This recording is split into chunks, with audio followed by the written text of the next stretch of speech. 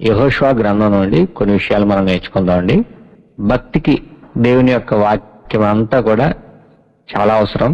మనము పాత క్రొత్త నిబంధనల నుండి అనేకమైన విషయాల్ని నేర్చుకోవాల్సిన వారమే ఉన్నాం. మనం 1-2 సార్లు చదువుతున్నప్పుడు మనకి గ్రంథం బాగా అర్థమవుతుంది. ఒకసారి మనం గ్రహించిన దానికంటే రెండోసారి మరిన్ని విషయాలు గ్రహిస్తూ ఉంటాం. సాధారణంగా పాత నిబంధన ప్రజలైన ఇశ్రాయేలీలు గ్రంథాన్ని పోర్షన్ గా, అంటే ఈ వారం ఇన్ని అధ్యాయాలు, ఈ వారం టోరా పోర్షను, లేకపోతే పర్షా అంటే టోరా, ధర్మశాస్త్రం, చరిత్ర గ్రంథాలు, ప్రవక్తల గ్రంథాలు, క్రైస్తవ సమాజంలో అయితే క్రొత్త నిబంధన, ఇలాగా ఒక్కొక్క పోర్షన్ లో నుండి ఒక అధ్యాయం కానీ 2 అధ్యాయాలు కానీ ఇలాగా చదువుతూ ఉంటారనమాట. ఈనాడు ఏమైపోయిందనంటే, లేకపోతే జనాన్ని పోగు చేసుకోవాలనే ఉద్దేశంలో బైబిల్ స్టడీ మానేసి సమాజంలో ఉన్న హాట్ టాపిక్స్ అంటే కరెంట్ అఫైర్స్ మీద మాట్లాడడం ఎక్కువ జరుగుతూ ఉంది.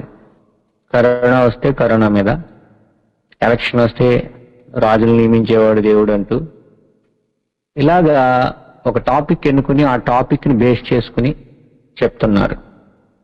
లేదా మనకి ఎవరైతే వ్యతిరేకంగా ఉన్నారో వారి యొక్క సిద్ధాంతాలను కానీ లేకపోతే వారి యొక్క పద్ధతులను కానీ తక్కువ చేస్తూ మాట్లాడడం, ఇలాగా క్రైస్తవ సమాజం రకరకాల విధానాలు ఎన్నుకుంటా ఉన్నారు. కానీ పురాతన కాలం నుండి కూడా భక్తులైన వారు ఏం చేస్తూ వచ్చారంటే లేఖనాలు పరిశోధిస్తూ వచ్చారనమాట. మరి టాపిక్లు ఎన్నుకునే వాళ్ళు కూడా లేఖనాలు పరిశోధిస్తున్నారు కదండి అంటే, వాళ్ళ పరిశోధన ఎలా ఉంటుందంటే వీళ్ళు ఎన్నుకున్న టాపిక్ కి లేకపోతే వీళ్ళు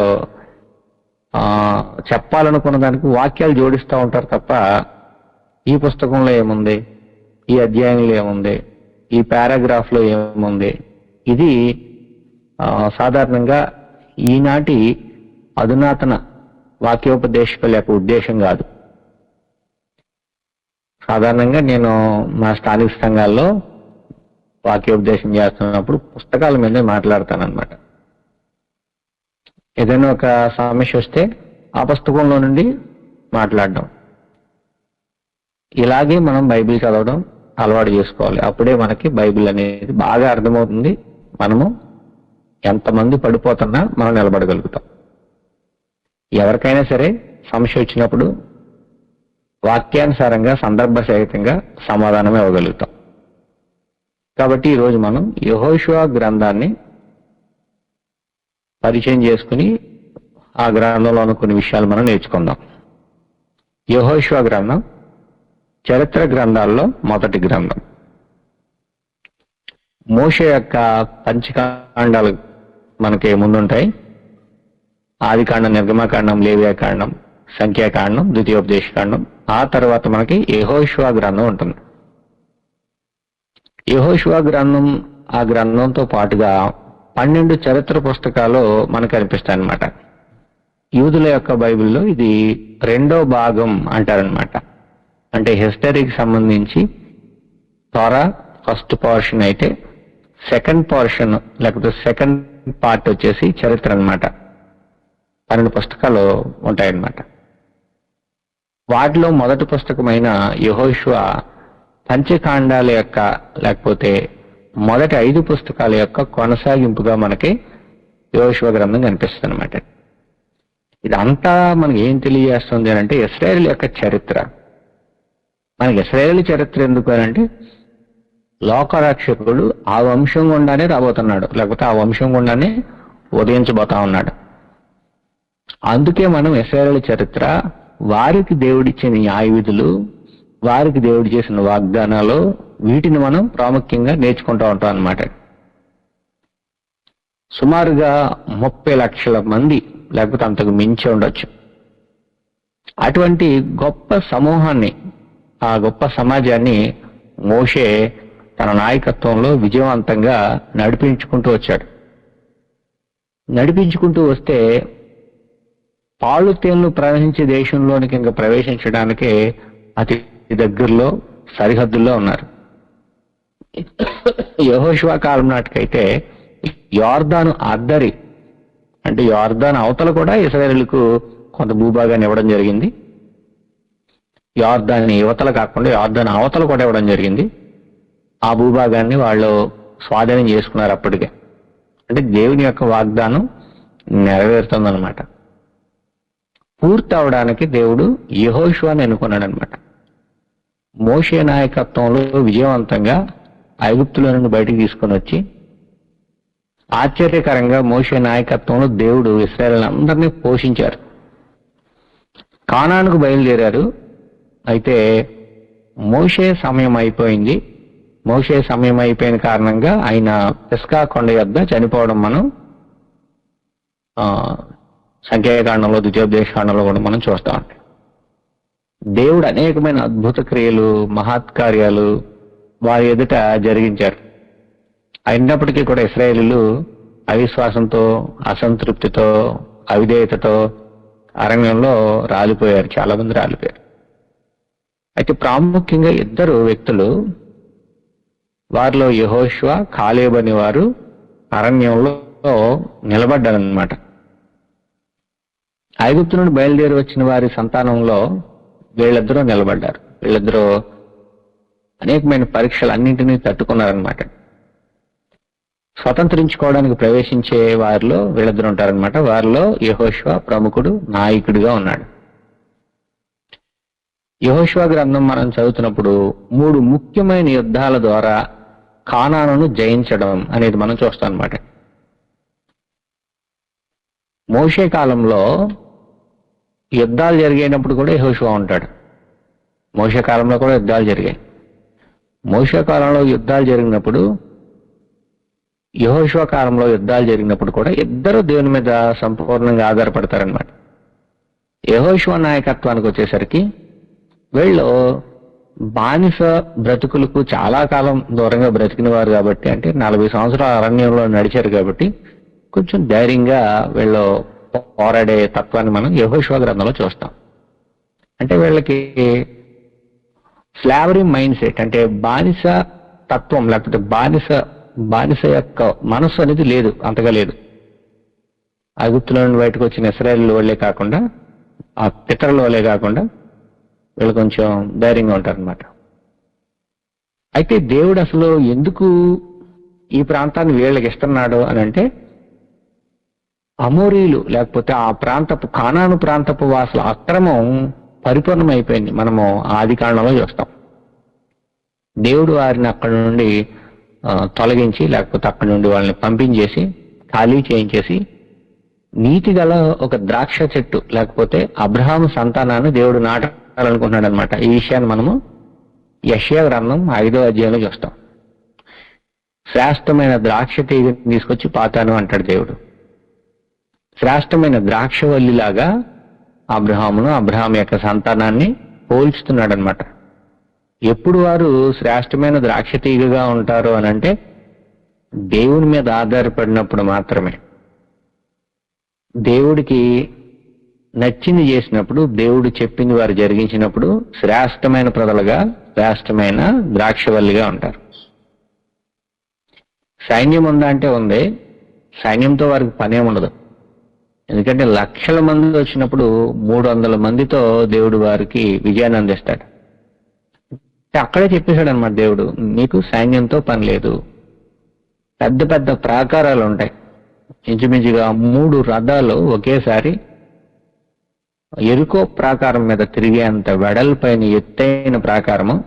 వీళ్ళేమో మన మాటల్లో చెప్పాలంటే డేరాల్లో నివసించేవారు,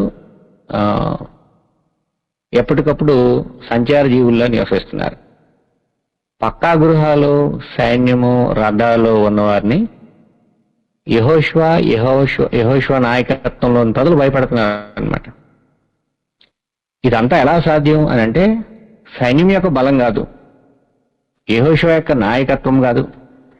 యెహోషువ అయినా, సైన్యమైనా, ఇశ్రాయేలు ప్రజలైనా దేవుని మీద వారించిన విశ్వాసం, దేవుని వాక్యానికి, దేవుని చిత్తానికి వారు లోబడడం ద్వారా ఇదంతా సాధ్యమైంది. ఎరుకో గోడ కూలిపోయింది. అది ఎలా సాధ్యమంటే, దేవుడు చెప్పినట్లు, దేవుడు చెప్పినట్లు చేశారు కాబట్టి. కాబట్టి ఇశ్రాయేలు ప్రజలు లక్షల మంది జనాంగం ఉన్నారు. వారికి నైపుణ్యత కలిగిన సైన్యం లేదు, కానీ విజయాలు సాధిస్తూ ఉంటారు. మనము యెహోషువ గ్రంథంలో ఇదే చూస్తాం. చారిత్రకంగా పాతుకుపోయి యుద్ధ నైపుణ్యం కలిగి యుద్ధ సామాగ్రి కలిగి అన్ని ఉన్నవాళ్ళు ఓడిపోతూ ఉంటారు. సంచార జీవుల్లా డేరాలో నివసిస్తున్న ప్రజలు, ఇశ్రాయేల్ ప్రజలు విజయాలు సాధిస్తూ ఉంటారు. అది కూడా 300 మంది యుద్ధ సాధనాలు, అంటే రథాలు కానీ కత్తులు కానీ లేకపోతే యుద్ధ సామాగ్రి ఏమీ లేకుండా విజయం సాధిస్తూ ఉంటారన్నమాట. ఇది చాలా ప్రాముఖ్యమైనదన్నమాట యెహోషువ గ్రంథంలో. తర్వాత మరొకటి ఏంటంటే, అప్పటికే బలమైన నాయకుడు చనిపోయాడు, మోషే చనిపోయాడు. మోషే మరణం తర్వాత ప్రజలు అయోమయ స్థితిలోకి వెళ్ళిపోకుండా అప్పటికే దేవుడు ఏం చేశారంటే ఒక నాయకుడిని ప్రారంభం నుండి పరిచయం చేసుకుంటూ వచ్చారు. ఉదాహరణకి ఇప్పుడు మనకు భారతదేశంలో బీజేపీ ప్రభుత్వం ఉంది. మోడీ చనిపోతే దిక్కు లేదు. ఆంధ్రాలో వైఎస్ఆర్ సిపి ఉంది. జగన్కి ఏమన్నా అయితే దిక్కు లేదు, పార్టీ ఉండదు. ఇక వైఎస్ఆర్ అంటే వైఎస్ రాజశేఖర రెడ్డి గారు చనిపోయిన తర్వాత ఆంధ్ర 2 ముక్కలు అయిపోవడం మాత్రమే కాకుండా సరైన నాయకుడు లేక రకరకాల సమస్యలు ఎదుర్కొంది. మరలా సరైన నాయకుడు వచ్చేంత వరకు కూడా సరి అవ్వలేదు రాష్ట్రం. ఒకవేళ ఇప్పుడు మళ్ళా వైఎస్ఆర్ సిపిలో జగన్కి ఏమైనా అయితే నాయకులు లేడు, పైన మోడీకి ఏమైనా అయితే బీజేపీకి దిక్కు లేదు. పార్టీలకి నేను చెప్తుంటే వేరే పార్టీలు ఉన్నాయి. మరి బైబిల్లో మోషే చనిపోతే వేరే ఎవరున్నారంటే ప్రత్యామ్నాయంగా దేవుడే ఏర్పాటు చేయాలి. బలమైన నాయకుడు మరణిస్తే వారిని ఐగుప్తులో నుండి తోడుకుని వచ్చిన నాయకుడు ఫరోకు వ్యతిరేకంగా పోరాడి ఫరోకు ఎదురుగి తిరిగి నిలబడి పోరాడిన ఒక గొప్ప యోధుడు చనిపోయాడు. అటువంటి నాయకుడి తర్వాత మరొక నాయకుడిని వారి సంతానంలో దేవుడు వారికి అనుగ్రహించాడు. ఆయన యెహోషువ. అప్పటికే నాయకుడిని పరిచయం చేశాడు. ఇశ్రాయేల్ ప్రయాణంలో అనేక సమయాల్లో యుద్ధాల్లోనూ తర్వాత వేగు చూడడానికి వెళ్ళినప్పుడు యెహోషువ యొక్క విశ్వాసం పరీక్షింపబడి నిలబడ్డాడు ఆయన. అందరూ చెడు సమాచారం తీసుకొస్తే యెహోషువ నిలబడ్డాడు అనమాట. యెహోషువ కాలేబు నిలబడ్డాడు. దేవునికి లోబడ్డం లేకపోతే మోషేకు లోబడ్డం మనం చేస్తాం. మోషే మీద 16వ అధ్యాయం సంఖ్యాకాండంలో కొందరు తిరుగుబాటు చేస్తారు. కొరాహు కుమారులు తిరుగుబాటు చేస్తారు. దాతాన అబీరాము వీళ్ళు తిరుగుబాటు చేస్తారు. 12వ అధ్యాయంలో కొందరు తిరుగుబాటు చేస్తారు. అంటే అహరోను మిరియాము తిరుగుబాటు చేస్తారు. మనం చాలా మందిని కొత్త నిబంధనలో కూడా మోషే మీద తిరుగుబాటు చేసినట్లుగా చూస్తాం. అంటే బలమైన నాయకుడు ఆయన మీద తిరుగుబాటు చేశారు, కానీ దేవుడు ఆయన్ని బలమైన నాయకుడిగా రుజువుపరుచుకుంటూ వచ్చారు. అటువంటి నాయకుడు, ఏకైక నాయకుడు చనిపోతే ఆ తర్వాత ఆ ప్లేస్ ని భర్తీ చేసిన వ్యక్తి యెహోషువ అనమాట. అంత స్ట్రాంగ్ నాయకుడు అనమాట, చాలా బలమైన వాడు. ఎక్కడిది బలం, ఎక్కడిది సామర్థ్యం అంటే కేవలం దేవునికి విధేయత చూపించడమే, దేవుని మీద ఆయనకున్న విశ్వాసం అనమాట. దేవుడు ఏం చేయమంటే అదే చేస్తాడు. ఈయన యేసు ప్రభుకు సాదృశ్యంగా ఉంటాడు అనమాట.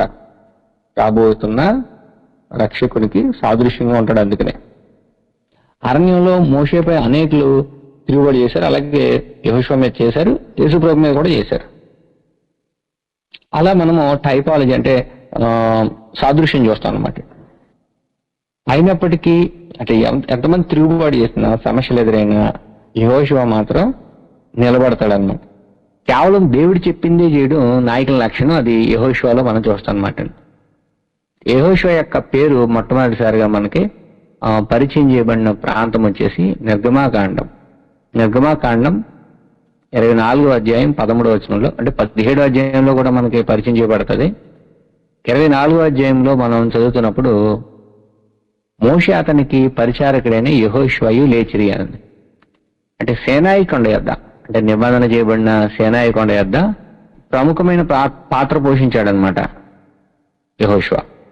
17వ అధ్యాయంలో కూడా ఆర్మీ కమాండర్ గా మనకి నిర్గమాకాండం 17వ అధ్యాయంలో యెహోషువ కనబడతాడనమాట. యెహోషువ గ్రంథంలో మనకి యెహోషువ అనే వ్యక్తి ప్రధానమైన పాత్రను పోషిస్తాడు. ఈ కాలం వచ్చేసరికి 1405 నుండి 1385 మధ్య కాలంలో వ్రాయబడిందని, ఆ కాలంలో వీళ్ళు నివసించారని వ్రాయబడింది అనమాట. వ్రాయబడిన స్థలం వచ్చేసి ఇశ్రాయేల్ దేశంలో రాయబడింది. ప్రముఖమైన వ్యక్తులు యెహోషువ గ్రంథంలో ప్రముఖమైన వ్యక్తులు యెహోషువ, కాలేబు, రహబు, ఆకాను, ఎలియాజరు, ఫినోహసు, ఇలాగ మనకి కొందరు వ్యక్తులు కనిపిస్తారనమాట. యెహోషువ గ్రంథం మనకి మొట్టమొదటి చరిత్ర గ్రంథం అని చెప్పుకున్నాం. యెహోషువ అనే పేరుకి అర్థం యెహోవా ఇచ్చే రక్షణ. మన కొత్త నిబంధనలో యేసు అంటే కూడా ఇదే అర్థం. అసలు యెహోషువ యొక్క పేరు హోషేయ అని మనకి సంఖ్యాకాండం 13వ అధ్యాయం 16వ వచనంలో మనకి కనిపిస్తుంది అనమాట. సంఖ్యాకాండం 13:16లో యెహోషువ యొక్క పేరు నూను కుమారుడైన హోషేయ అని ఉంటది అనమాట. హోషేయ మనకి ప్రవక్త గ్రంథంలో చిన్న ప్రవక్తల్లో మొట్టమొదట పుస్తకం హోషేయ. యెహోషువ అన్న, హోషేయ అన్న, యేసు అన్న ఒకే అర్థం హెబ్రూ మూలంలోకి వెళ్తే. యెహోవా ఇచ్చే రక్షణ, యెహోవాషువ అని అర్థం అనమాట. అంటే యెహోవా ఇచ్చే రక్షణ. యెహోషువ రక్షిస్తున్నాడు అనుకోండి, యెహోషువ పాలుతీన ప్రవహించే దేశంలో తీసుకెళ్తున్నాడు అనుకోండి, యెహోషువ శత్రువుల చేతుల్లో నుండి ఇశ్రాయేలును కాపాడుతున్నాడు అనుకోండి, అదంతా యెహోషువ సొంతంగా ఇచ్చేది కాదు. దేవుడు యెహోషువ ద్వారా రక్షణ ఇస్తున్నాడు, దేవుడు యెహోషువ ద్వారా కాపుదలనిస్తున్నాడు. అలాగే యేసు ప్రభు విషయంలో కూడా మనం చూస్తే యేసు అంటే అర్థం ఏంటంటే దేవుడు యేసు ప్రభు ద్వారా రక్షణిస్తాడు, దేవుడు యేసు ప్రభు ద్వారా మనకి కాపుదలనిస్తాడు, రక్షిస్తాడు అని అర్థం. కాబట్టి యెహోషువ, యేసు అనే పదాలు సమానార్థాలు అన్నమాట. అంటే ఇతను ఎఫ్రాయిం గోత్రికుడు. సంఖ్యాకాండం 13వ అధ్యాయం 8వ వచనంలోను, మొదటి దినవృత్తాంతాల గ్రంథం 7వ అధ్యాయం 27వ వచనంలోను మనం ఈయన ఎఫ్రాయిం గోత్రికుడు అనే విషయాన్ని మనం చూస్తాం. ఇతని యొక్క నాయకత్వం 50 సంవత్సరాలు ఉందండి సుమారుగా. సేనాయి కొండ యుద్ధ చాలా ముఖ్యమైన పాత్రను పోషించాడు, అంతకు పూర్వం యుద్ధాలు చేశాడు. ఈ విషయాలన్నీ మనకి చాలా స్పష్టంగా కనబడతాయి.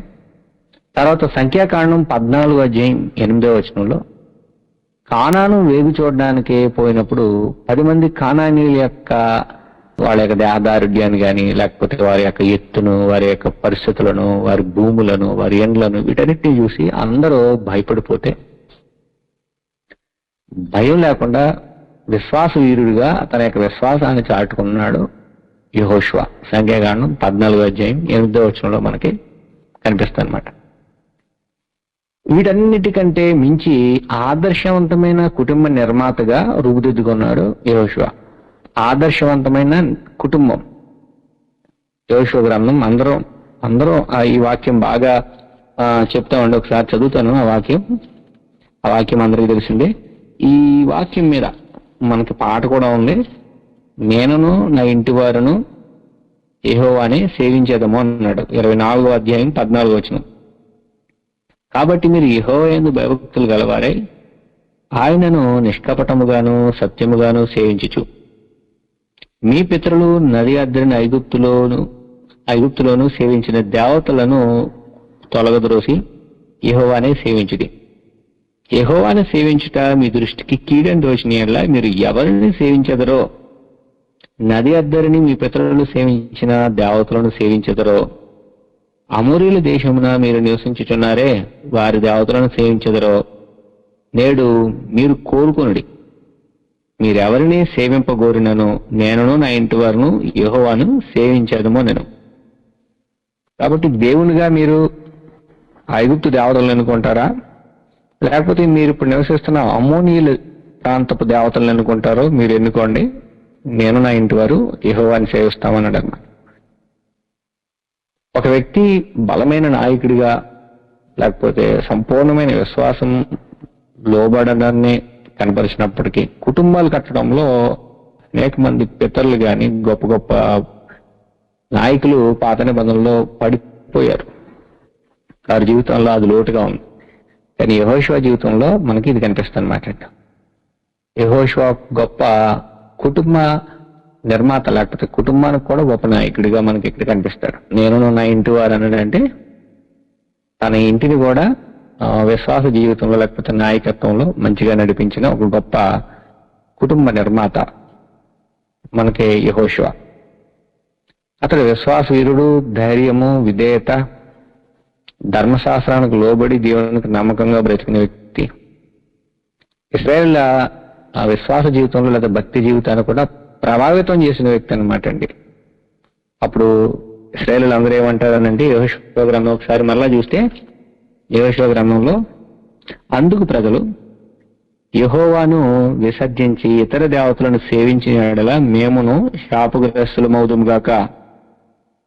వీళ్ళు ఒప్పుకుంటున్నారనమాట అండి. ఇప్పుడు ఐగుప్తు దేశమును దాసుల గృహములోని మనలను మన తండ్రులను రప్పించి మన కన్నులు ఎదుట ఆ గొప్ప సూచికలను చేసి మనము నడిచిన మార్గములన్నిటిలోను మనము వెళ్ళిన ప్రజలందరి మధ్యను మనలను కాపాడిన యెహోవాయే మన దేవుడు. ఇది ప్రజలందరూ ఒప్పుకోవాలన్నమాట. అందుకు ప్రజలు అని మనకి ఇక్కడ స్టేట్మెంట్ ఇవ్వబడింది కదండి. యెహోవా ఆ దేశంలో నివసించిన అమోరీయులు మొదలైన ప్రజలందరూ మన ఎదుట నిలవకుండా వారిని తోలివేసిన వాడు. యెహోవానే సేవించదము, ఆయనే మా దేవుడని ప్రత్యుత్తరం ఇచ్చిరి. యెహోవానే సేవించదము, ఆయనే మా దేవుడని ప్రత్యుత్తరం ఇచ్చారనమాట. అటువంటి ప్రజలను కుటుంబాన్ని కూడా ప్రభావితం చేసిన గొప్ప నాయకుడు యెహోషువ. కాబట్టి మనం యెహోషువ గ్రంథాన్ని చదువుతున్నప్పుడు చాలా గొప్ప విషయాలు మనకు కనిపిస్తూ ఉంటాయి. ప్రధానంగా యెహోషువ యొక్క నాయకత్వం కనిపిస్తూ ఉంటే ఈ పుస్తకంలో మనకి ముఖ్య ఉద్దేశం ఏంటంటే దేవుడు వాగ్దానం చేసిన భూభాగాన్ని ఇశ్రాయేలుకు స్వాధీనం చేయడం, లేదా దేవుడు వాగ్దానం చేసిన భూభాగాన్ని ఇశ్రాయేలుకు సొంతం చేయడం లేదా భూమిని ఆక్రమించుకోవడం అనేది ఈ పుస్తకం యొక్క ముఖ్యమైన ఉద్దేశం అన్నమాట. పరదేశులుగా యాత్రికులుగా నడుస్తూ వస్తున్న ప్రజలు, వారికంటూ సొంత భూభాగం ఏం లేదు. అబ్రహాము దేవుడు చేసిన వాగ్దానాన్ని బట్టి వాళ్ళు ఐగుప్తులో నుండి బయలుదేరి వస్తా ఉంటే మోషే నడిపిస్తున్నాడు, కానీ ఇది మీ భూమి అని వారికి సొంతంగా ఏమీ ఇవ్వలేదు. కానీ యెహోషువ కాలంలో చీటీలేసి ఉచితంగా దేవుడు పంచి ఇచ్చాడనమాట. శాశ్వతమైన అంటే పాత నిబంధన ఉన్నంత కాలం కూడా ఎవరికి ఎక్కడ ఏ భూభాగం ఇచ్చారో ఆ భూభాగంలోనే వారు కొనసాగాలి. శాశ్వతంగా ఇవ్వడం అంటే అది శాశ్వతంగా అంటే ఈ కాలానికి కూడా నాకు కావాలంటే అవదనమాట. క్రొత్త నిబంధనలో 2వ అధ్యాయము అపోస్తుల కార్యగ్రంథంలో వారు తమ స్థిరాస్తులను అమ్మి అపోస్తుల పాదాల దగ్గర పెట్టారంటే యేసుక్రీస్తు యొక్క శరీరమైన సంఘం, లేకపోతే క్రీస్తు యొక్క శరీరం, ద బాడీ ఆఫ్ క్రైస్ట్ ఏదైతే ఉందో ఆయన సంఘం, అది మనకి స్వాస్యంగా ఇవ్వబడింది అనమాట. ఈ కాలంలో దేవుని యొక్క పరలోకం లేకపోతే దేవుని యొక్క నిత్యరాజ్యం మనకి స్వాస్యంగా ఇవ్వబడింది. యెహోషువ అయితే వాళ్ళకి భూభాగాన్ని, వాళ్ళకి స్వాస్యాన్ని పంచివ్వడంలో ప్రాముఖ్యమైన పాత్రను పోషిస్తే, క్రొత్త నిబంధనలు మనకి యేసుక్రీస్తు దేవుని రాజ్యాన్ని లేకపోతే దేవుని యొక్క శాశ్వతమైన రాజ్యాన్ని మన చేతికి అందించడానికి ప్రముఖమైన పాత్రను పోషించాడు అనమాట. కానాను స్వాధీనం చేసుకున్నట్టుకు జరిగిన యుద్ధాలు మరియు భూభాగము పంపిణీ చేయట ఈ పుస్తకంలో చర్చించుకుంటూ ఉంటాడు అనమాట. మనం 2వ అధ్యాయం చూస్తే కానాను స్వాధీనం చేసుకోవడానికి వేగు చూడడానికి వెళ్తారు. ఆ తర్వాత ఆ ఎరుకోను భూభాగాన్ని వీళ్ళు స్వాధీనం చేసుకుంటారు అనమాట. అంటే దేవుడు వాగ్దానం చేసిన భూభాగాన్ని ఇశ్రాయేలు ఎలా స్వాధీనం చేసుకున్నారు అనే విషయం, ఆ భూభాగాన్ని ఎలాగా యెహోషువ ఎవరెవరికి పంపిణీ చేసుకుంటూ వచ్చాడు, ఎలాగ యుద్ధాలు జరిగించారు వాళ్ళు, ఇవంతా కూడా పుస్తకంలో అధ్యాయాల్లో మనకు కనిపిస్తూ ఉంటుంది. కాబట్టి ద్వితీయోపదేశకాండం తర్వాత యోషువ గ్రంథం మనం చదువుతున్నప్పుడు ఈ విషయాలన్నింటినీ పరిగణలోకి ఉంచుకుని మనం పుస్తకాన్ని మొదలు పెట్టవలసిన వారమే ఉన్నాం. ద్వితీయోపదేశకాండం మనం చదువుతున్నప్పుడు 31వ అధ్యాయంలో 3వ వచనం మనం చదువుతుంటే, నీ దేవుడైన యెహోవా నీకు ముందుగా దాటిపోయి ఆ జనములను నీ ఎదుట నుండకుండా నశింపచేయును. నీవు వారి దేశమును స్వాధీనపరచుకుందువు. యెహోవా సెలవిచ్చి ఉన్నట్లు యెహోషువ నీకు ముందుగా దాటిపోను. యెహోషువ నీకు ముందుగా వెళ్తాడనమాట. అంటే మీ నాయకుడు ఇకపై యెహోషువ అన్నాడు అనమాట. 31వ అధ్యాయం మొదటి నుంచి చదువుతుంటే, మోషే ఇశ్రాయేలు అందరితో ఈ మాటలు చెప్పుడు చాలించి వారితో ఇట్లను, నేడు నేను 120 ఏండ్ల వాడనై ఉన్నాను. ఇక మీదట నేను వచ్చుచూ పోచూ ఉండలేను. యెహోవా ఈ యోర్దాను దాటకూడదని నాతో సెలవిచ్చాను. కాబట్టి ఇప్పుడు మనం చదివిన వాక్య భాగం అనమాట. నీ దేవుడైన యెహోవా నీకు ముందుగా దాటిపోయి ఆ జనులను నీ ఎదుట నుండకుండా నశింపచేయను. నువ్వు వారి దేశంను స్వాధీనపరచుకుందువు. ఖచ్చితంగా స్వాధీనం చేసుకుంటావు, ఎందుకంటే దేవుడు మాట ఇచ్చాడు, నమ్మదగిన దేవుడు. యెహోవా సెలవిచ్చి ఉన్నట్లు యెహోషువ నీ ముందుగా దాటిపోను. నీ ముందుగా యెహోషువ దాటిపోతాడనమాట. దాటిపోయి ఆ ప్రాంతాలన్నింటినీ కూడా నీకు స్వాధీనం చేస్తాడు. నీ నాయకుడు నీకు ముందు వెళ్తాడనమాట. కాబట్టి ఈ విధంగా ద్వితీయోపదేశకాండంలో యెహోషువను గురించి ముందుగా చెప్పబడింది అనమాట. 31వ అధ్యాయంలో 23వ వచనం మనం చదువుతున్నప్పుడు, మరియు యెహోవా నూను కుమారుడైన యెహోషువకి ఎలాగ సెలవిచ్చును, నువ్వు నిబ్బరం కలిగి ధైర్యము అనుడుము. నేను ప్రమాణపూర్వకంగా వారికి ఇచ్చిన దేశమునకు ఇశ్రాయేలును నీవు తోడుకొని పోవలను. నేను నీకు తోడయ్యుందును. దేవుడు కూడా యెహోషువతో చెప్తున్నారనమాట. నూను కుమారుడైన యెహోషువకి ఎలాగ సెలవిచ్చును, నీవు నిబ్బరం కలిగి ధైర్యంగా ఉండుము. ఇదే విషయాన్ని మనం యెహోషువ గ్రంథం 1వ అధ్యాయం 6వ వచనంలో కూడా 6-7 వచనంలో కూడా చూస్తాం. నిన్ను విడువను, నిన్ను ఎడబాయను. అంటే మోషే ఉన్నప్పుడు చెప్పడం జరిగింది, మోషే చనిపోయిన తర్వాత కూడా మరలా జ్ఞాపకం చేయడం జరుగుతుంది అనమాట. నిబ్బరం కలిగి ధైర్యముగా ఉండుము. వారికి ఇచ్చేదనని నేను వారి పితరులతో ప్రమాణం చేసిన ఈ దేశమును నిశ్చయముగా నీవు ఈ ప్రజల స్వాధీనం చేసేదవు. అయితే నీవు నిబ్బరం కలిగి జాగ్రత్త పడి బహుధైర్యంగా నుండి నా సేవకుడైన మోషే నీకు ఆజ్ఞాపించిన ధర్మశాస్త్రం అంతటి చొప్పున చేయవలను. నువ్వేం చేయాలంటే ధర్మశాస్త్రం అంతటి చొప్పున చేయాలి. ఎందుకంటే యెహోషువ కాలంలో ఇశ్రాయేలీయులు పాలితీయులు ప్రారంభించే దేశంలోకి వెళ్తారు. ఆ దేశంలోకి వెళ్ళిన తర్వాత నిర్గమాకాండం 20, 21, 22, 23, 24 అలాగే లేవ్యాకాండం, సంఖ్యాకాండాల్లో, ద్వితీయోపదేశకాండంలో జ్ఞాపకం చేసిన విషయాలన్నిటినీ కూడా యెహోషువ అలాగే యెహోషువతో పాటు ప్రవేశించిన ఇశ్రాయేలీయులు అందరూ పాటించాలన్నమాట. ఎందుకంటే మీరు ఆ దేశంలోనికి వెళ్ళిన తర్వాత ఇలా ఉండాలి, మీరు ఆ దేశంలోనికి ప్రవేశించిన తర్వాత ఇలా ఉండాలని దేవుడు ముందుగానే చెప్పడం జరిగింది. కాబట్టి వీళ్ళు ఏం చేయాలని అంటే ఇకపై ఎంత పూర్వం ఉన్నట్లుగా ఉండకూడదు. అలానే యెహోషువ కూడా ఏం చేయాలంటే ముందుగా ఆయన నాయకుడు కాబట్టి నా సేవకుడైన మోషే నీకు ఆజ్ఞాపించిన ధర్మశాస్త్రం అంతటి చొప్పున చేయాలి. ఏది తప్పిపోకుండా జాగ్రత్తగా చదివి ఏమేమి ఎప్పుడెప్పుడు ఎలా చేయాలనేది జ్ఞాపకం ఉంచుకుని చెయ్యండి అని దేవుడు యెహోషువకు ఖచ్చితంగా సెలవిచ్చారనమాట. కాబట్టి యెహోషువ యొక్క విజయం పరంపర, లేకపోతే యెహోషువ ఒక గొప్ప నాయకుడిగా మనకు కనిపిస్తున్నాడు అని అంటే దానికి గల కారణం ఏంటంటే యెహోషువ యొక్క లోబడే తత్వం అన్నమాట. అతను లోబడుతున్నాడు అనమాట. అతను లోబడతాడు, దేవునికి సంపూర్ణంగా లోబడతాడు. లోబడే నాయకుడు యెహోషువ, మాదిరిగా ఉండే నాయకుడు అనమాట. ఆదర్శవంతమైన నాయకుడు, ఆదర్శవంతమైన కుటుంబ పెద్ద. సంపూర్ణంగా మోషేకు కూడా అతను అలాగే లోబడ్డాడు. చాలా మంది మోషే మీద తిరుగుబాటు చేశారు, కానీ యెహోషువ ఎన్నడూ తిరుగుబాటు చేయలేదు. ఇది మనం గమనించాలన్నమాట. యెహోషువ గ్రంథం 1వ అధ్యాయం నుండి మనం చదువుతున్నట్లయితే యెహోవా సేవకుడైన మోషే మృతి నొందిన తర్వాత యెహోవా నూను కుమారుడును మోషే పరిచారకుడునైన యెహోషువకి ఎలాగ సెలవిచ్చెను.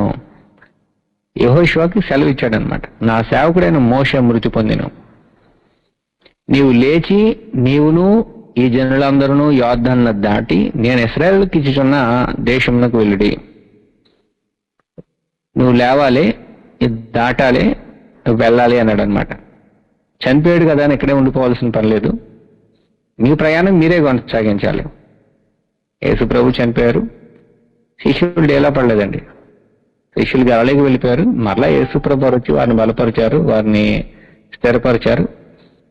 ఆ తర్వాత వారికి సంపూర్ణంగా అర్థమైన తర్వాత వాళ్ళు మొదలుపెట్టి ఈరోజు 4 కార్నర్స్ ఆఫ్ ద ఎర్త్ అనమాట అండి. అంటే భూమి నలుమూలల సువార్త వ్యాపించేటట్లుగా వారు తమ జీవితాలను అప్పగించుకొని ముందుకు కొనసాగారు. యేసు ప్రభు చనిపోయిన తర్వాత శిష్యులు అలాగే ఉండిపోలేదు. అలాగే మోషే చనిపోయిన తర్వాత కూడా యెహోషువ గాని ఇశ్రాయేలు గాని అలా ఉండిపోవాల్సిన పని లేదు. దేవుడు వారికి ఏమైతే సెలవు ఇచ్చారో, ఆజ్ఞాపించారో, ఏమైతే చేయమన్నారో వాటిని చేసుకుంటూ వెళ్ళిపోవడమే.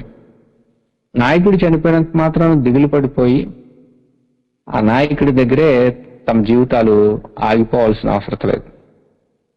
మన రాష్ట్రంలో వైఎస్ఆర్ చనిపోయినప్పుడు, మరింకొకప్పుడు ఇందిరాగాంధీ చనిపోయినప్పుడు కూడా చాలా మంది చనిపోయారని వార్తల్లో రాశారు. అంటే నాయకులు చనిపోతే అయ్యో మనం ఏమైపోతామో, మన పథకాలు ఏమైపోతాయి, మన భవిష్యత్తు ఏమైపోద్ది అనే భయం సాధారణంగా కొందరికి వస్తూ ఉంటుంది. కుటుంబ పెద్ద చనిపోయిన కుటుంబంలో ఉన్న వారందరూ కూడా అలాగే అనుకుంటారు. కానీ యెహోషువ గాని ఇశ్రాయేలు గాని అలా ఉండిపోవడానికి కాదు. దేవుడే నాయకుల్ని లేపి, దేవుడే నాయకుల చేత తన పదల్ని నడిపిస్తూ ఉంటాడు అనమాట. వీళ్ళందరి వెనకుండి నడిపించేది దేవుడు అనే విషయం మనం మర్చిపోకూడదు. పాత నిబంధనలో మనకు చాలా మంది నాయకులు వస్తూ పోతూ ఉంటారు, దేవుడు వారిని నడిపిస్తూ ఉంటారు. అయితే కొత్త నిబంధనకు వచ్చేసరికి ఒక సంపూర్ణమైన నాయకుడిని దేవుడు మనకు పరిచయం చేసి అప్పగించేశాడు అనమాట. ఇప్పుడు మనం ఏ నాయకుడి వెనక ఉండాల్సిన అవసరం లేదు. నాయకులు ఎప్పుడు ఏం చేస్తారంటే తమ మీద ఆధారపడిపోయేటట్లుగా చేస్తారు. నాయకులు ప్రజల యొక్క మద్దతును, మన్ననను పోగు చేసుకుంటూ తమ మీదే ఆధారపడిపోయేలాగా చేస్తారు. యేసుప్రభు అలా చేయలేదు. యేసుప్రభు ఏం చేశారంటే సామర్థ్యం గల నమ్మకమైన వారిని ఎన్నుకొని ఆ సామర్థ్యం గల నమ్మకమైన వారికి పని అప్పగించాడు. అందుచేతనే అంటాడనమాట, యేసుక్రీస్తే ముఖ్యమైన మూలరాయి అయి ఉండగా అపోస్తులను ప్రవక్తలు వేసిన పునాది మీద మీరు కట్టబడి ఉన్నారు. కాబట్టి ప్రతి కట్టడము ఇప్పుడు ఎలా కట్టబడాలంటే యేసు ప్రభు మీద కట్టబడాలన్నమాట. మోషే నాయకత్వంలో యెహోషువ, తర్వాత యెహోషువ నాయకత్వం ఇంకొకరికి అప్పగించడం, తర్వాత న్యాయాధిపతులు, ఆ తర్వాత రాజులు, ఇలాగా పాత నిబంధనలో అనేకులు వచ్చారు, ప్రవక్తలు వచ్చారు. కానీ యేసు ప్రభు దగ్గర ఎందుకు దేవుని సంకల్పం అంతటినీ నెరవేర్చి ఒక గొప్ప నాయకుడిని పరిచయం చేసి ఒక గొప్ప ఉన్నతమైన స్థితిని దేవుడు ఏర్పాటు చేశాడు అని అంటే ఇంకా ఆయన తర్వాత ఇంకా మరొకరి అవసరం లేదనమాట. యెహోషువ కొంతవరకు పరిచర్య చేశాడు, తన యొక్క పరిచర్యను ముగించి వెళ్ళిపోయాడు. ఆయన తర్వాత కూడా ఇంకా బైబిల్ కొనసాగుతుందని వాగ్దానం ఉంది, ఇంకా నాయకులు వస్తారని వాగ్దానం ఉంది. కానీ యేసు ప్రభు తర్వాత మరలా ఇంకా నాయకులు పడతారని వాగ్దానం లేదు. ఒకవేళ బైబిల్ని అపార్థం చేసుకుని రాబోయే ఆదరణకర్త అంటే మహమ్మద్ అని అనుకోవచ్చు, కానీ మన గ్రంథంలో అటువంటి దాఖలాలు ఏం లేవు. వాళ్ళు వేరే వాళ్ళు ఆపాదించుకోవచ్చు, కానీ అన్ని వాస్తవాలు కావన్నమాట. కాబట్టి దేవుడు యేసు ప్రభు తర్వాత కొందరు యేసు ప్రభుని అనుసరించిన వారిని పరిచయం చేసి ఇంకా అక్కడతో క్లోజ్ చేశారనమాట. అలాగే మోషే తర్వాత వాళ్ళు అక్కడ ఉండిపోకూడదు. కాబట్టి నువ్వు లేచి, మోషే మృతి పొందటానికి ఏదో అయిపోయిందండి ఎలా పడిపోకర్లేదు. కాబట్టి నువ్వు లేచి నీవును ఈ జనులందరూ యోర్దాను దాటాలన్నమాట. యోర్దాన్ అంటే మరణం అనే అర్థం ఉందండి. కాబట్టి లేచి యోర్దాను దాటి నేను ఇశ్రాయేలుకి ఇచ్చుచున్న దేశమునకు వెళ్ళుడి, మీకు ఏదైతే ఇస్తానని వాగ్దానం చేశానో అబ్రహాంకు అక్కడికి వెళ్ళండి. ఎందుకంటే అక్కడ ప్రజలు నేను ఖాళీ చేసి ఆ భూభాగాన్ని మీకు ఇస్తాను అన్నాడు. నేను మోషేతో చెప్పినట్లు మీరు అడుగుపెట్టు ప్రతి స్థలమును మీకు ఇచ్చుచున్నాను. అడుగుపెట్టు ప్రతి స్థలం అంటే మళ్ళీ ఇక్కడ వాగ్దానంతో షరతులతో కూడింది అనమాట. వీళ్ళు ఎక్కడెక్కడికో భూమి అంతా విస్తరించిపోవాలని దేవుడు వారికి తెలియజేయలేదు. దేవుడు అబ్రహాముకు వాగ్దానం చేసినప్పుడు కొన్ని పరిధుల్ని ఇవ్వడం జరిగింది, హద్దుల్ని ఇవ్వడం జరిగింది. వాటిని మనం ఒకసారి చూద్దాం. ఆదికాండం 15వ అధ్యాయం. ఆదికాండం 15వ అధ్యాయం మనం చదువుతున్నప్పుడు 15వ అధ్యాయం ఆదికాండం 18 నుండి మనం చూస్తే ఆ దినమందే యెహోవా ఐగుప్తు నది మొదలుకొని గొప్ప నది అయిన యూఫ్రటీసు నది వరకు ఈ దేశమును అనగా కేనీయులను, కనజీయులను, కద్మోనీయులను, హిత్తీయులను, పెరిజీలను, రెఫాయియులను, అమోరీయులను, కనానీయులను, గిర్గాషీయులను, యెబూసీయులను నీ సంతానముకి ఇచ్చి ఉన్నానని అబ్రహాముతో నిబంధన చేసిను. కాబట్టి అబ్రహాంతో దేవుడు చేసిన నిబంధన అన్నమాట.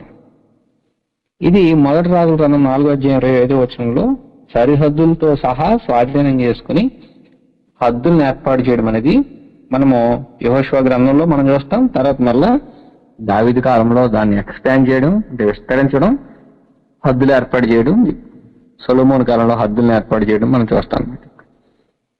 అంటే ఆ భూభాగం వాళ్ళకి దేవుడు ఇచ్చేశాడు అనమాట. అంత పూర్వం అది వాళ్ళది కాదు. కాబట్టి వీళ్ళు ఏం చేయాలి ఇప్పుడు అని అంటే,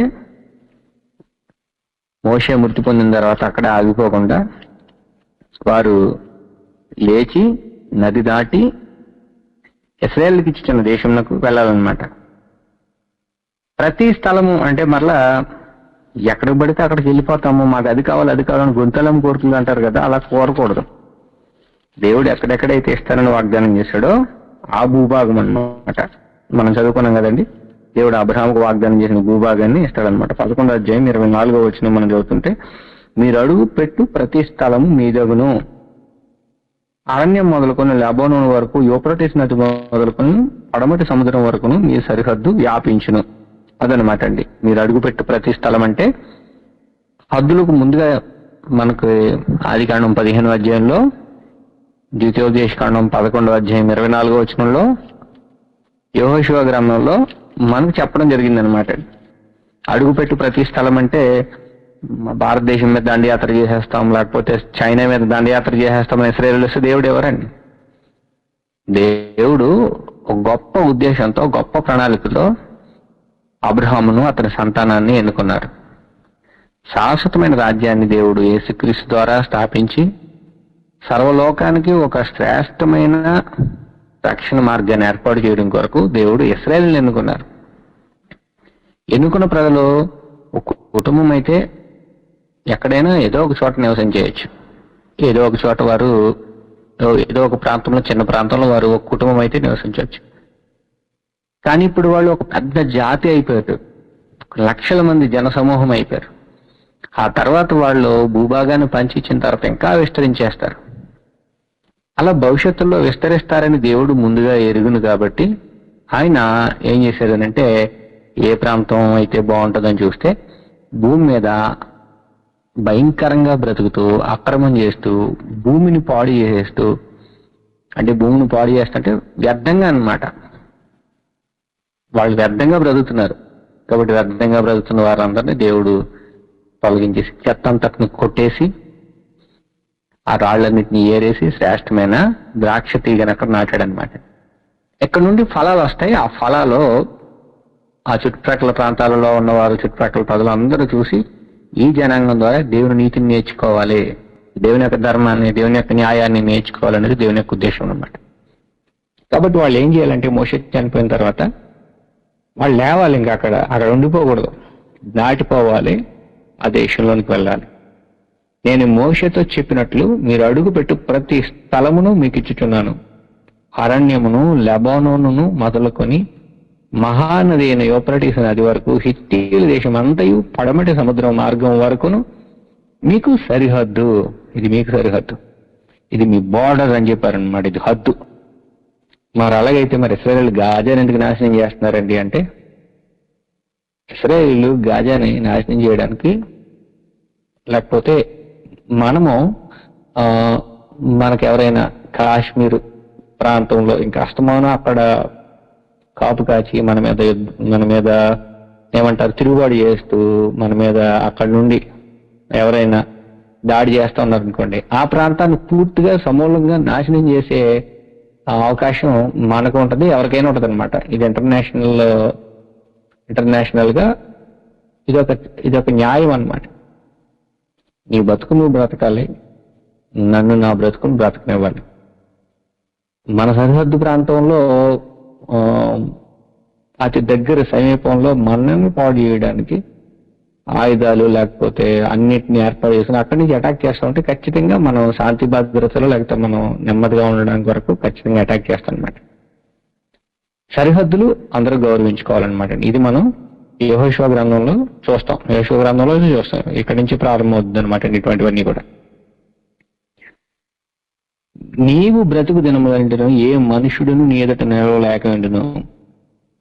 నీ బ్రతుకు దినములంట అంటే యెహోషువ కాలంలో ఆయన బ్రతుకు దినములంతటా కూడా విజయాలు సాధించారు వాళ్ళు. ఆకాను కాలంలో కొంత సమస్య ఏర్పడుతుంది. అది కూడా ఎందుకనంటే వారిలో కొందరు ఆశించినందుకు, దురాశతో ఉన్నందుకు, దేవుని యొక్క చిత్తాన్ని నెరవేర్చకుండా, ధర్మశాస్త్రానికి వ్యతిరేకంగా దేవుని మాటకు లోబడకుండా తిరుగుబాటు చేసినందుకు ఆకాను సమయంలో అంటే ఆకాను కాలంలో కొంత సమస్య అనేది ఏర్పడుతుంది అనమాట. కాబట్టి దేవుడు ఏదైతే చేయమన్నాడో అది చేస్తూ, దేవుడు జరిగించాలన్నది అంతా జరిగిస్తూ, వారు న్యాయంగా బ్రతికిన వారి దినాలన్నిటా కూడా ఏ మనుషుడు నీ ఎదుట నిలవలేక ఉండునో. మోషేకు తోడైనట్లు నీకును తోడైండును. మోషేకు తోడై ఉన్నాడు అనమాట. 3:7 మనం ఈ విషయాలు చూస్తాం. 3:7 మరలా దేవుడు యెహోషువను బలపరుస్తూ ఈ మాట అంటున్నాడు. అప్పుడు యెహోషువ ఇట్లను, నేను మోషేకు తోడైండినట్లు నీకును తోడైందునని ఇశ్రాయేలులందరూ ఎరుగునట్లు నేను వారి కనులు ఎదుట నిన్ను గొప్ప చేయ మొదలు పెట్టేదనని.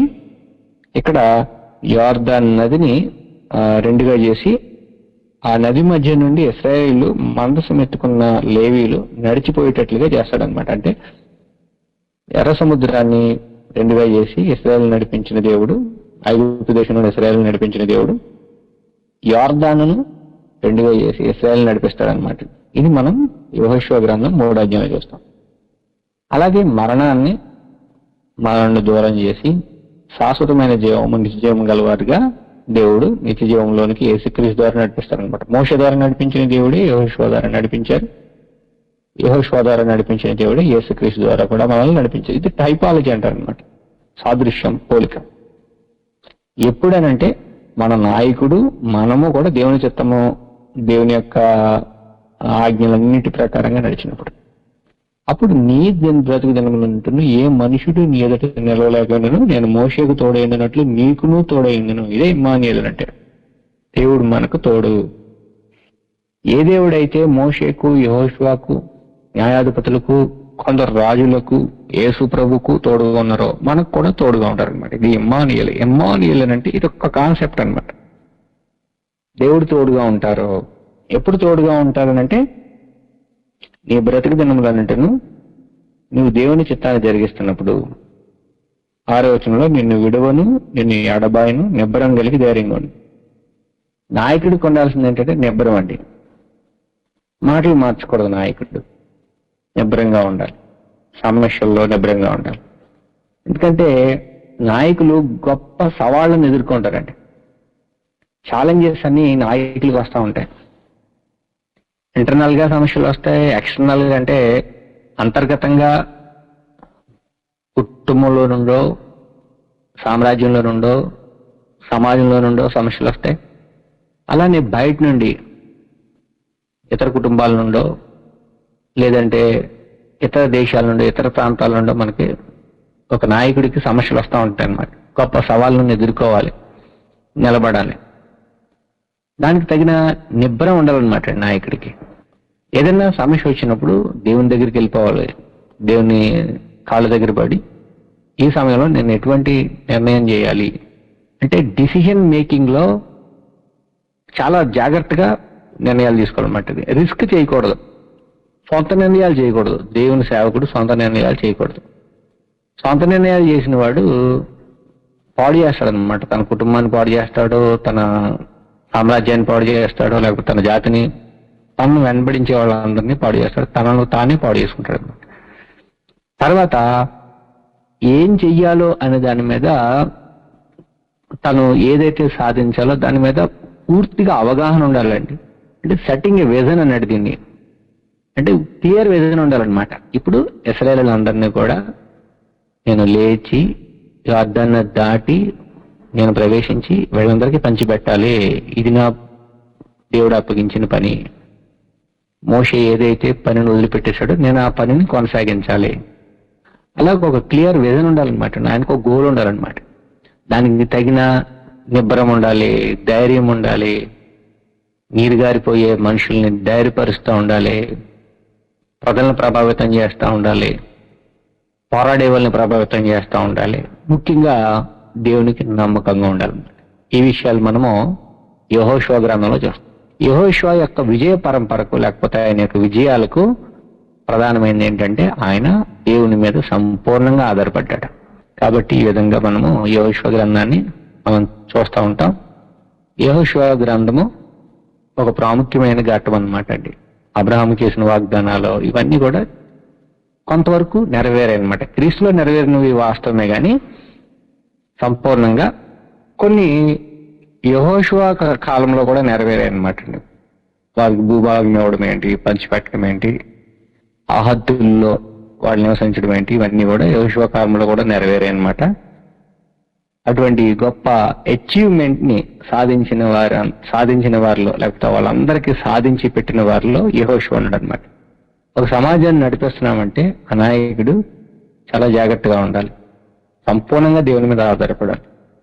ఆ విధంగా ప్రతి కుటుంబాన్ని నడిపిస్తున్న తల్లి, తండ్రి, సంఘాన్ని నడిపిస్తున్న సంఘ నాయకులు లేకపోతే సువార్థికులు యెహోషువ లాగా బ్రతుకుతూ దేవుని చిత్తంలో వారు కొనసాగుతూ అనేకులను దేవుని చిత్తానికి లోబడేవారిగా దేవుని కృపకు పాత్రలుగా చేయాలని కోరుతూ సదువని మీ అందరికీ హృదయపూర్వక వందనాలు తెలుసు ముగిస్తున్నానండి. ప్రార్థన చేసుకున్నాం. పరిశుద్ధుడా నాయన తండ్రి, స్తోత్రాలు. ఎంతవరకు మీ కృపలో మమ్మల్ని ఆదరించి కాపాడేందుకు స్తోత్రాలు తండ్రి. గొప్ప గ్రంథాన్ని, గొప్ప నాయకులను మాకు పరిచయం చేస్తున్నందుకు కృతజ్ఞతలు నాయన. నాయకుడు మా ఎదుట లేడని, చనిపోయాడని నీరు గారిపోయి దిగజారిపోకుండా నిబ్బరం కలిగి ధైర్యంగా ముందుకు కొనసాగడానికి యెహోషువకు మీరు ఇచ్చిన ధైర్యాన్ని బట్టి, మీ మీద ఆధారపడిన ఆ జీవితాన్ని బట్టి మీకు స్తోత్రాలు. ఆ విధంగానే మేము మీ మీద సంపూర్ణంగా ఆధారపడినట్లు మీ సహాయం దయచేయండి. మా తండ్రి, ఈ దినమల అంతమందు మీ కుమారుణ్ణి మాకు పరిచయం చేసి మీ చిత్తాన్ని సంపూర్ణంగా నెరవేర్చి మీ మీద ఆధారపడి కలవరి సిలువలో కూడా నీ చిత్తమే సిద్ధించుగా కానీ మా నాయన మీకు సంపూర్ణంగా లోబడి మీ కుమారుని వల్లే జీవించినట్లుగా మీ సహాయం దయచేయండి. కుమారుని ద్వారా మీరు మాకు అనుగ్రహించే రక్షణ, స్వాస్థ్యము సమస్తాన్ని మేము మా తండ్రి సొంతం చేసుకునేటట్లుగా మీ సహాయం దయచేయండి. మాకు మీరు అనుగ్రహించిన రక్షణను మేము కొనసాగించుకున్నట్లుగా మీ సహాయం అనుగ్రహించండి. ఈ రాత్రికాలపు దేవుని విశ్రాంతిని మాకు అనుగ్రహించండి. ఆన్లైన్లో కూడిన ప్రతి ఒక్కరిని, వారి కుటుంబాలను, వారు చేస్తున్న పరిచర్యను ఆస్వాదించండి, ఫలింపచేయండి. అనారోగ్యంతో ఉన్నవారు ఉన్నట్లయితే మీ చిత్తానుసారంగా స్వస్థపరిచి బలపరచండి. ఈ రాత్రికాలపు దేవుని విశ్రాంతి మాకు అనుగ్రహించమని ఈ ప్రార్థన మీ కుమారుడు, మా రక్షకుడైన యేసుక్రీస్తు నామమున మీకు సమర్పిస్తున్నాం తండ్రి.